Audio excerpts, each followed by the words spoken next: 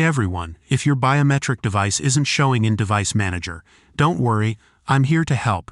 In this video, I'll guide you through step-by-step solutions to fix this issue. Let's dive right in. Step 1. Run a system health scan. First, we'll run a quick system health scan. Go to the search bar, type CMD and run it as administrator. Once it's open, type this command, dism/online/cleanupimage/restore health. Hit enter.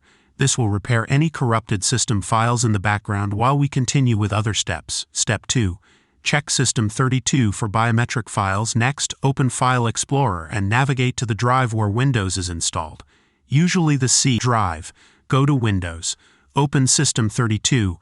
Open WinBio plugins. Look for a folder named Face Driver. If you don't see it, click on View at the top, go to Show, and make sure Hidden Items is checked. And check again. If you find the folder Face Driver, open it, right-click on the helloface.inf file and click Install. It should confirm the operation was successful. Step 3. Explore WinSXS for missing files. If the file still isn't there, navigate to the WinSXS folder at the bottom of the Windows directory. Search for Hello Face. Find a folder named something like AMD64_Microsoft Windows, HelloFace. Inside, locate helloface.inf, right-click and select Install. Make sure it's a setup information file before installing. Step 4. Run an SFC scan. Once that's done, open CMD as administrator again. This time, type SFC/S and now press Enter to start the scan. This will check for any corrupted system files and fix them automatically. Step 5. Check Windows Biometric Service. Now, open the search bar and type Services.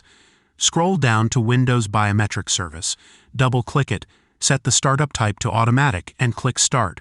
If it's already running, stop it and start it again to refresh the service. Step 6. Verify in Device Manager. Finally, open Device Manager. If you don't see the biometric device listed, go to View at the top and select Show Hidden Devices.